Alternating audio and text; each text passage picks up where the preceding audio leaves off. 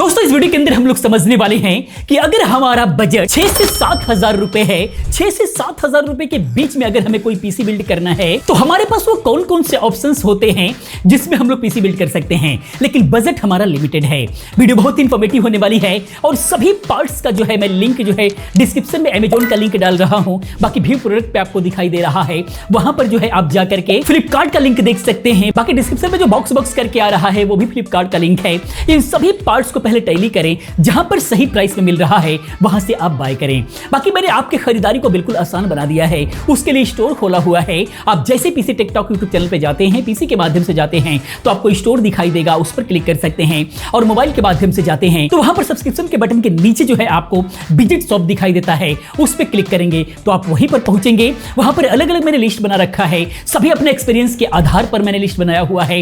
Best product वहां पर suggest किया हुआ है, जो कुछ भी आपको चाहिए आप वहां से जाकर के खरीदारी कर सकते हैं। किसी भी प्रकार की स्कैम से आप बचेंगे। बाकी आइए दोस्तों समझते हैं कि आखिर में यहां पर कौन कौन से ऑप्शंस हमारे पास हो सकते हैं। तो एक्चुअली इसके लिए हमें सेकेंड जनरेशन या फिर थर्ड जनरेशन में ही रहना होगा, तभी जाकर के जो है हम लोग 6 से 7 हजार रुपए में पीसी बिल्ड कर पाएंगे। तो पहले हम लोग प्रोसेसर को नहीं समझते हैं, प्रोसेसर को छोड़ करके बाकी सारे हम लोग कंपोनेंट्स को समझ लेते हैं। फिर प्रोसेसर वाइज हम लोग देखेंगे कि कितने का हमें पड़ रहा है। अगर हम यहां पर मदरबोर्ड की बात करें, जो कि सेकेंड जनरेशन और थर्ड जनरेशन दोनों में ही यूज होने वाला है, वो हमें लेना होगा H61, जो कि सेकेंड जनरेशन प्रोसेसर चाहे i3, i5 हो, i7 हो, सब में यूज होगा। उसके लिए आप EVM का ले सकते हैं, कंसिस्टेंट, जेब्रोनिक्स या फिर फ्रंटेक का ले सकते हैं। काफी लोग कहते हैं कोई अच्छे ब्रांड की बात करिए, लेकिन हमारा बजट कम है और जितने भी अच्छे ब्रांड है, अच्छे ब्रांड का मतलब आप लोगों का ये होता है कि गीगाबाइट हो गया, MSI हो गया, आसूस हो गया, तो ये सारे ब्रांड जो है H61, H81 जितने भी ओल्ड जनरेशन होते हैं इनको ये लोग डिसकंटिन्यू कर देते हैं, नहीं बनाते हैं। तो अभी अगर आपको लेना है तो आपको इन्हीं सारे ब्रांड के साथ में जाना होगा। अगर हम H61 मदरबोर्ड की बात करें तो ये करीब 1100 रुपए के आसपास में आपको मिलेगा। ये सभी ब्रांड का प्राइसेस ऊपर नीचे होते रहते हैं। बेस्ट लिंक मैंने दिया हुआ है, जिसका प्राइस सस्ता हो वही आपको खरीदना है, क्योंकि प्राइसेस कभी किसी का ऊपर होता है, कभी किसी का ऊपर होता है। तो ये नहीं देखना है कि इसका प्राइस महंगा है तो ये अच्छा है, बिल्कुल भी नहीं। जो सही लगता है वो आप बाय कर सकते हैं। बाकी फ्रंटेक और EVM को हम लोग लगातार यूज कर रहे हैं, बहुत अच्छा है, किसी भी प्रकार की कोई प्रॉब्लम नहीं आई है। बाकी जो ये प्रोसेसर होते हैं ओल्ड जनरेशन है, इसके साथ में आपको CPU कूलर नहीं मिलता, तो CPU कूलर आपको अलग से लेना होगा। तो मैंने उसका भी लिंक दिया हुआ है, आप वहां से बाय कर सकते हैं। 200 से 250 रुपए का आपको मिल जाएगा। फ्रंटेक हो गया या फिर एंटी स्पोर्ट का हो गया, आप कोई सा भी ले सकते हैं। अच्छे से अच्छा भी हमने लिंक दिया हुआ है। बाकी जो रैम आपको लगाना है वो DDR3 का लगाना है। उसके लिए आपको एक अच्छा स्मार्ट चॉइस लेना है, क्योंकि दोनों ही चैनल हमको यूज करना है, तभी जाकर के एक अच्छा परफॉर्मेंस निकल करके आएगा। तो आपको 8 GB कम से कम यूज करना है, 4 GB का 2 स्टिक यूज करना है, तो आपको अच्छा परफॉर्मेंस निकल करके आएगा। उसके लिए आपको करीब 350-400 रुपए का एक रैम आपको मिल जाएगा आराम से। और इसके अंदर हमने कंसिस्टेंट का भी लिंक दिया हुआ, EVM का लिंक दिया हुआ है, सिम्प्रोनिक्स का लिंक दिया हुआ है। ये सब अपने आप में अच्छे रैम है, कोई दिक्कत नहीं आई, काफी दिनों से हम लोग यूज करते हैं। इनमें से जो सस्ता आपको मिले, 350 रुपए के अराउंड जो मिले, उसको आप 2 रैम खरीदिए तो 700 रुपए का आपको रैम मिल जाएगा। तो 700 रुपए का ये हो गया। अगर आपको 16 GB लगाना हो तो 8 GB का 2 जो है आप स्टिक यूज करें। कभी भी सिंगल स्टिक यूज ना करें, क्योंकि परफॉर्मेंस दबता है। जैसे दोनों स्टिक को आप यूज करते हैं तो परफॉर्मेंस बहुत ही अच्छा खासा इनहैंस हो जाता है। और हम बात करते हैं M.2 NVMe SSD की, जो कि डायरेक्टली मदरबोर्ड पे ही लगना है, क्योंकि हम जो भी मदरबोर्ड सेलेक्ट किए, जो लिंक दिए हुए हैं उसके ऊपर जो है आप डायरेक्ट M.2 NVMe लगा सकते हैं। तो यहां पर हमारा बजट कम है, तो हम लोग यहां पर 256 GB यानी कि 250 GB के आसपास का हम लोग SSDs की बात कर रहे हैं।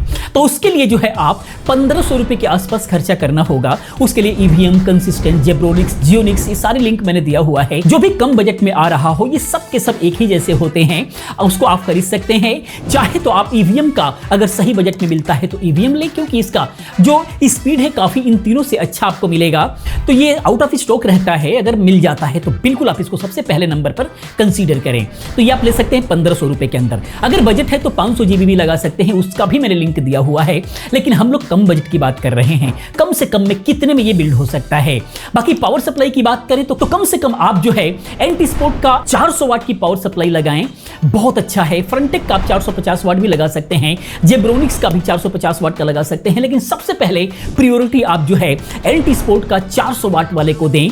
वो 1000 या 1100 रुपए के आसपास में मिलेगा, जो कि बाकियों के जो मैं लिंक दे रखा हूं वो 450 वाट होने के बावजूद भी वो सस्ते मिलेंगे। लेकिन पावर सप्लाई में थोड़ा सा आप अच्छा अमाउंट रखिए, 1100 रुपए के आसपास में आपको ये मिल जाएगा एंटी स्पोर्ट का। बाकी कैबिनेट्स की बात करें तो कैबिनेट्स 800, 900, 1000 रुपए का जो है आपको मिल जाएगा। फ्रंटेक हो गया, फ्रंटेक के बहुत सारे मॉडल हैं, आर्टिस्ट के हैं मॉडल, जियोनिक्स के एंटी स्पोर्ट के सस्ते मॉडल हैं, तो आपको सस्ते ही आपको लेना होगा, जो कि 800, 1000 रुपए में मिल जाते हैं।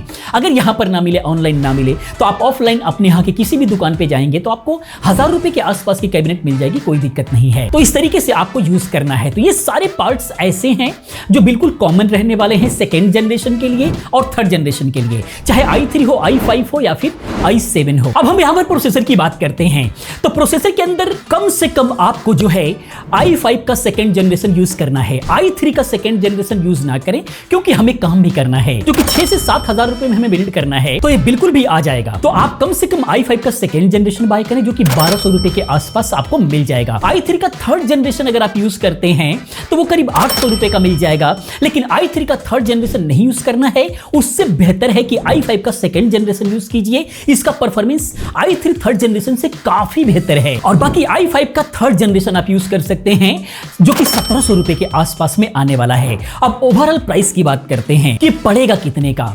तो अगर जो भी प्राइस हमने ऊपर दिखाया है, अगर आप i5 सेकेंड जनरेशन के साथ में पीसी बिल्ड करते हैं तो ये करीब 6800 रुपए के आसपास आएगा, जो इस वक्त का प्राइस है उसके अकॉर्डिंग हम लोग बात कर रहे हैं। और ये जो प्रोसेसर का जो प्राइस है, ये आप जो है ऑफलाइन अगर ट्राई करते हैं तो हो सकता है और भी सस्ता आपको मिल जाए। नहीं मिलता है तो फ्लिपकार्ट और अमेजॉन दोनों ही जगह ट्राई करें, जहां पर सस्ता मिलता है वहां से आप बाय कर सकते हैं। ये मैक्सिमम प्राइस है।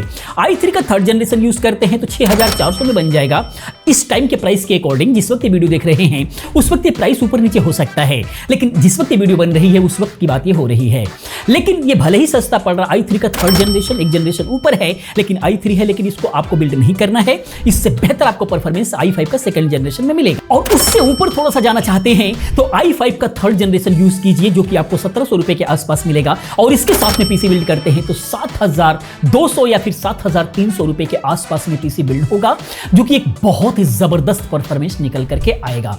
अब कितना बेहतर परफॉर्मेंस होगा, तो हमने i3 सेकेंड जनरेशन पर भी कंप्लीट अलग अलग जीपीयू के साथ में जो है हमने वीडियो बाबा टेक पे दे रखा है, फुल टेस्टिंग दे रखा है, वहां पे जाकर के देख सकते हैं। i5 सेकेंड जनरेशन के साथ में भी iGPU के साथ में और अलग अलग जीपीयू के साथ में हमने तमाम वीडियोस दे रखा है। i3 थर्ड जनरेशन के साथ में भी हमने वीडियो दे रखा है। ये सारी वीडियोस बिल्कुल प्रैक्टिकली जो है बाबा टेक रिव्यू चैनल पे आप जाकर के देख सकते हैं, वहां पर आपको देखने को मिल जाएगा।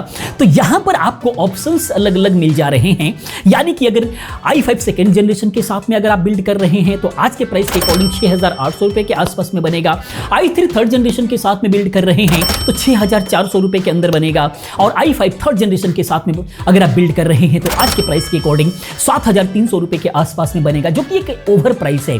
इससे कम ही आपको लगना है अगर आप दोनों ही जगह कंपेयर करके प्रोडक्ट को बाय करते हैं तो इस तरीके से दोस्तों आप 6 से 7 हजार में एक अच्छा सा पीसी बिल्ड कीजिए। फाइनली अगर हम कंक्लूजन की बात करें तो दो ही में ही आपको सेलेक्ट करना है। अगर आपका बजट ज्यादा कम है, 500-700 रुपए अगर मायना रखता है आपके लिए 500 रुपए के आसपास में, तो i5 सेकेंड जनरेशन बाय कीजिए। अगर 500 रुपए और ज्यादा लगा देते हैं तो i5 का थर्ड जनरेशन आपके लिए बेहतर होगा। मेरा फाइनल डिसीजन यह है कि i5 का थर्ड जनरेशन एक बहुत अच्छा पीसी है। बेसिक यूज के लिए आपकी दुकान है मार्केट में, आप डिजिटल स्टूडियो खोल रखे हैं या फिर आप कोरलड्रा फोटोशॉप पे काम करना चाहते हैं, कुछ एल्बम्स वगैरह डिजाइन करना चाहते हैं, थोड़ा सा बैठता है तो कोई ग्राफिक कार्ड लगा लेंगे तो और बेहतर काम करेगा। कौन सा ग्राफिक कार्ड पर क्या परफॉर्मेंस होगा वो सारी प्रैक्टिकल वीडियो बाबा टेक पे मिली हुई है। बाकी जो है मैरिज कार्ड वगैरह डिजाइन करते हैं तो उन सब के लिए बिल्कुल भी काम नहीं रुकेगा। ऑनलाइन फॉर्म फिलअप वगैरह करते हैं या फिर इसके साथ में ही किसी भी प्रकार का आप काम करते हैं, एमएस ऑफिस से रिलेटेड काम करते हैं, बिल्कुल भी काम नहीं रुकेगा। तो इन दोनों में से कोई सा भी आप बिल्कुल भी आराम से सिलेक्ट कर सकते हैं। कहने का मतलब यह है कि बजट के हिसाब से i5 का थर्ड जनरेशन बहुत ही बेस्ट पीसी हो सकता है 7000 रुपए के आसपास में। बाकी दोस्तों ये वीडियो इन्फॉर्मेशन कैसा लगा प्लीज आप कमेंट में जरूर बताएं, और प्लीज आप जरूर बाबा टेक रिव्यू चैनल पर जाइए, इसका प्रैक्टिकल वीडियो आपको वहां मिलेगा, वहां से आपको फाइनल डिसीजन लेने में हेल्प मिलेगा। मिलते हैं अगले वीडियो में किसी और अच्छी इन्फॉर्मेटिव वीडियो के साथ में। पूरी वीडियो देखने के लिए चैनल को सब्सक्राइब करने के लिए आप सभी का बहुत बहुत धन्यवाद।